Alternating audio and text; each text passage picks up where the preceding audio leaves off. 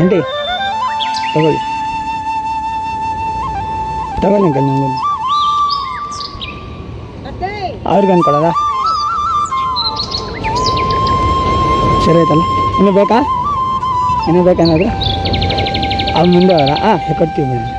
ಯಾವಾಗ ನಾನು ಬೆಳಗ್ಗೆಯಿಂದ ಮಾಡ್ತಾನೆ ಇದ್ದೀರಾ? ಬೆಳಗ್ಗೆಯಿಂದಾನು ಎಷ್ಟು ಗಂಟೆ? 6 ಗಂಟೆಯಿಂದನೂ?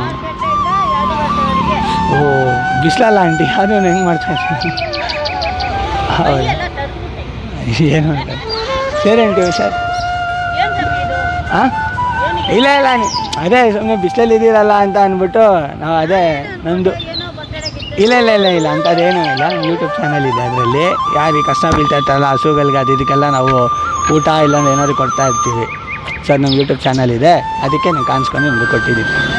ಸರಿ ಬರ್ತೀವಿ ಆಂಟಿ, ಬರ್ತೀನಿ.